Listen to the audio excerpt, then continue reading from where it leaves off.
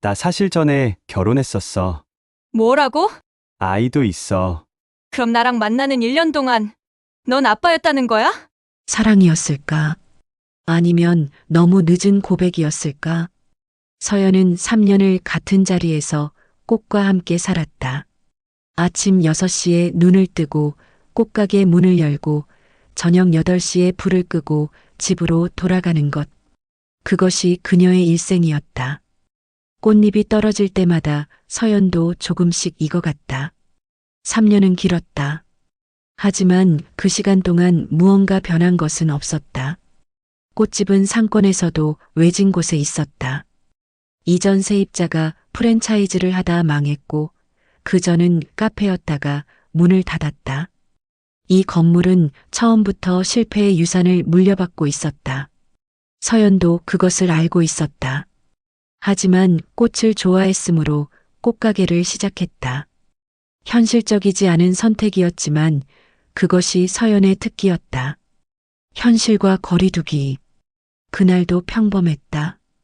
오전에 장례식장에 납품할 국화 백송이, 오후에 신혼부부가 받을 축하 꽃바구니, 저녁에 혼자 감상할 버터컵 몇 송이.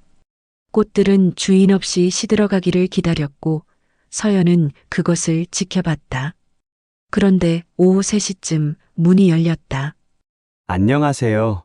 서연은 고개를 들었다. 남자였다. 좋은 옷을 입은 남자.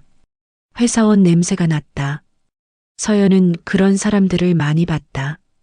퇴근길에 들어왔다가 꽃을 사가는 사람들.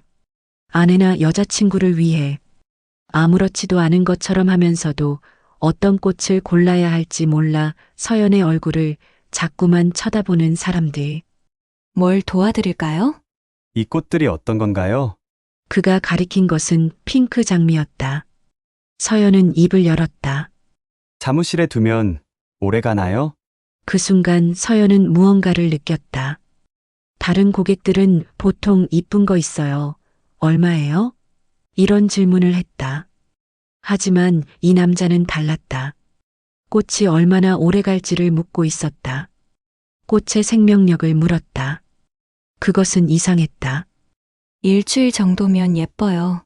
물을 매일 갈아주고 줄기 끝을 자르면 좀 더 가기도 해요. 그렇군요.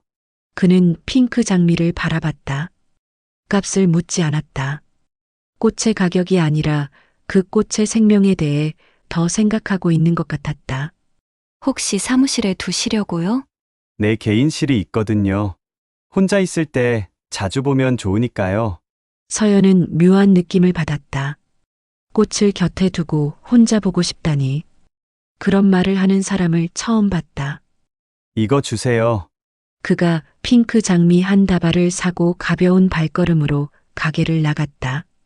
문이 닫혔다. 서연은 그의 뒷모습을 보다가 다시 꽃을 정렬하기 시작했다. 그것이 민재였다는 것을 그때는 몰랐다. 3일 뒤 그가 다시 들어왔다. 안녕하세요. 서연은 그를 기억했다. 핑크 장미를 사간 남자. 다시 오셨네요. 내 꽃이 좋아서요. 그래요? 뭐가 좋으세요? 그냥 꽃이 있으니까 혼자가 아닌 것 같았어요. 서연은 그 말을 이해하려고 노력했다. 흙 냄새가 나는 가게에서 물을 먹는 꽃 곁에서 누군가는 혼자가 아닌 것을 느낀다고. 그것이 얼마나 외로운 일상을 암시하고 있는지는 생각하지 않기로 했다. 생각하신 꽃이 있으세요? 그냥 와봤어요. 그는 가게 구석구석을 둘러봤다. 사람처럼 마치 이곳이 박물관인 양. 그러다가 서연에게 물었다. 누나는 왜 꽃가게를 하게 된 거예요? 누나? 아, 미안해요. 실례됐어요. 아니, 그냥 의외라서. 뭐가요? 처음 뵌 사람이 그렇게 물어본 적이 없어서. 민재는 웃었다. 가볍고 따뜻한 웃음. 서연은 3년간의 가게에서 들어본 웃음이 그렇게 따뜻했나 싶었다. 저는 민재예요. 바로 옆 건물 회사에 다녀요. 서연이에요. 서연 누나. 좋은 이름이네요. 그날부터 민재는 꽃가게의 단골이 되었다. 매일 같은 시간에는 아니었지만 주마다 두세 번씩 들어왔다. 처음엔 꽃을 사갔다. 다양한 꽃들을 하나씩. 하지만 점점 꽃을 사가는 일이 줄어들었다. 대신 커피를 들고 오기 시작했다. 우리 회사 옆에 카페 있는데 좋은 커피 있어요. 누나도 한 잔 같이 드실래요?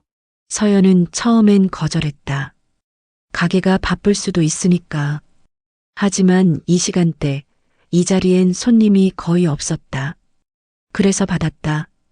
커피를 마시면서 민재는 자신의 하루를 말했다. 회의가 길었고, 상사가 짜증났고, 점심을 못 먹었고, 저녁 약속은 아직 남았다고. 서연은 고개를 끄덕였다. 별로 새로울 것 없는 이야기들. 하지만 누군가가 나에게 자신의 하루를 말해주는 것만으로도 뭔가 달라졌다. 누나 오늘 하루가 어땠어? 그냥 평범했어. 평범한 게 좋은 거 아니에요? 서연은 생각했다.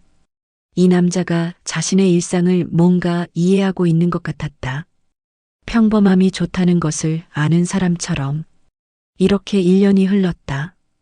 민재는 서연의 손님이 아니라 그녀의 일상이 되었다. 꽃가게도 점점 중요하지 않아졌다. 대신 그 사람을 기다리는 일이 서연의 하루가 되었다. 그 와중에 민재는 서연에게 고백을 하지 않았다. 1년을 함께 있으면서도 누나, 좋은 이름, 좋은 커피. 그것만으로 충분했나 보다. 아니면 다른 이유가 있었나. 그렇게 그들은 서서히 연인이 되었다. 연애를 시작한 뒤 서연의 삶은 확실히 변했다. 매주 새로운 맛집, 강남에서 듣기만 하던 곳들에 가게 되었고 서연은 감동을 숨기지 못했다. 주말마다 짧은 여행, 시간이 없다고 매번 거절하다가도 민재가 어차피 가는 거 누나는 꽃가게 문 닫으면 되잖아요. 라고 하면 서연은 가게 문을 닫았다. 처음엔 미안했지만 점점 당연해졌다. 서연은 인스타그램을 해본 적이 없었다. 하지만 민재는 가입하라고 했다. 미재는 서연의 사진을 찍으려고 했다. 처음엔 조용히 격렬히 거절했다. 사진 찍히는 걸 싫어했으니까. 그래서 처음에 그는 주변 배경 사진을 찍었다. 커피숍에서 바다가 보이는 카페에서 야경이 예쁜 길목에서 그리고는 그 사진들을 인스타그램에 올렸다. 어느 날 민재는 서연의 얼굴을 찍고 말했다. 누나 봐봐 잘 찍었지? 서연은 자신의 얼굴을 보고 놀랐다. 그렇게까지 웃어본 적이 없었다. 아, 이게 내 얼굴이었나? 지워. 싫어요. 누나 예뻐. 그는 지우지 않았다. 점점 더 많은 사진이 올라왔다. 서연은 그 중간에 있었다. 항상 미소를 지으면서 마치 처음부터 그런 사람이었던 것처럼. 하지만 이상한 신호들이 있었다. 차를 타고 가다가 민재의 엄마한테 전화가 걸려왔다. 스피커폰을 켜고 받았는데 엄마의 목소리가 들렸다. 민재야 혼자 있니? 아니요. 지금 누나랑 같이 있어요. 아니다, 그건 나중에 이야기하자. 엄마 무슨 일 있어? 아, 그냥. 괜찮아. 지금은 말하기 그렇고. 통화는 곧 끝났다. 서연은 묻지 않기로 했다. 아무도 하고 싶지 않은 말도 있는 법이니까. 또 다른 날엔 민재 아빠의 전화였다. 역시 스피커폰이었다. 민재야 요즘 잘 지내지? 네. 아빠. 근데 무슨 일 있어요? 지금 누구랑 같이 있니? 사실 너한테 얘기할 게 있는데 침묵이 흘렀다. 지금은 말하기 좀 그렇고 나중에 만나서 이야기하자. 지금은 아니고. 알겠어요. 통화는 또 끝났다. 민재의 손가락이 핸들을 조였다. 서연은 옆에 앉아서 물을 수 없었다. 이런 일들이 계속됐다. 부모님의 전화는 항상 조심스러웠고 항상 말을 아꼈다. 마치 자신들만 알고 있는 뭔가가 있는 것처럼. 서연은 왠지 자신이 옆에 있어서 말하지 못하는 것 같은 느낌이었다. 하지만 서연은 물을 수 없었다. 알고 싶지 않으면 안 될 정도로는 아직 가깝지 않았고, 그렇다고 해서 멀기만 한 사이는 아니었다. 그 애매한 사이에서 서연은 눈을 감고 있기로 했다. 사랑은 의심보다 이해를 선택하게 한다. 최소한 당신이 아직 그 사랑의 한복판에 있을 때는. 둘은 바다가 있는 도시로 여행을 떠났다. 저수지처럼 고요한 바다. 민재는 그곳을 선택했다. 시끄러운 관광지가 아니라 조용한 항구 같은 곳. 서연은 좋았다. 파도 소리를 들으면서 모래 위에 누워 있는 것만으로도 세상이 충분했다. 저녁을 먹으러 나왔다. 작은 식당. 생선가스와 회 막걸리를 마셨다. 민재는 처음으로 서연 앞에서 취했다. 얼굴이 빨개졌고 말이 많아졌다. 서연은 웃으며 지켜봤다. 누나 할 말 있어. 민재의 목소리가 달라졌다. 그동안의 가벼움이 갑자기 무거워졌다. 이제 말할 때가 된 것 같아. 계속 미뤘는데 서연은 느꼈다. 뭔가 크고 검은 것이 다가오고 있음을. 마치 거대한 파도처럼. 내가 사실 이전에 결혼을 했었어. 침묵이 왔다. 뭐라고? 20대 초반에 결혼했었어. 근데 3년 만에 이혼했어. 서연은 말을 할 수 없었다. 막걸리가 역류해오는 느낌이었다. 왜 지금 말하는 거야? 미안해. 근데 그게 다가 아니야. 그는 숨을 고르다 다시 말했다. 아이도 있어. 그 순간 세상이 멈췄다. 천장이 내려앉는 것 같았다.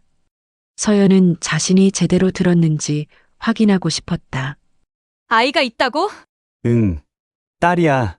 그럼 딸은? 지금 누가 키우는데? 부모님께서. 서연은 손으로 얼굴을 가렸다. 아, 그래서였구나. 부모님 전화가 항상 조심스러웠구나. 서연은 이제서야 그동안의 상황이 납득이 갔다. 너는? 나는 가끔 보고. 가끔.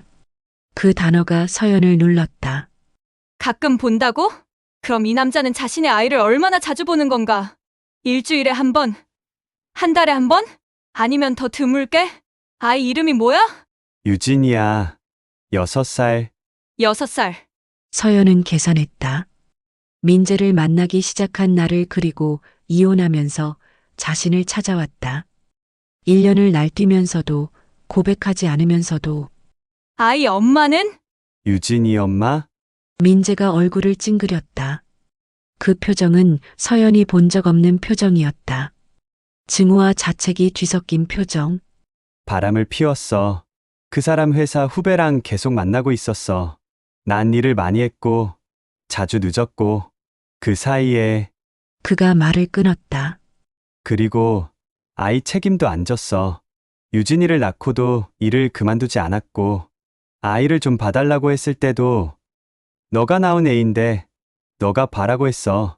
그리고 나와 살면서 동시에 그 남자도 만나고 있었어. 들켰을 때도 우리 둘이 살이 다 떨어져 있는데 뭘 하면서 그럼 이혼? 응. 나중에 알고 보니 그 남자랑 자기 가정을 차릴 생각이었어. 유진이? 우린 신경도 안 썼어. 나한테 아이를 주고 튈 준비를 하면서도 법정까지 갔어. 그런데 왜 지금 말한 거야? 민재의 눈에 눈물이 흐르고 있었다. 누나를 놓치고 싶지 않아서. 며칠 뒤 서연의 친구 지혜가 찾아왔다. 서연이 전화로 모든 것을 말했기 때문이다. 지혜는 꽃가게에 앉아 한숨을 쉬었다. 그래서 이제 어떻게 할 거야? 모르겠어. 1년을 속인 남자인데 1년은 아니야.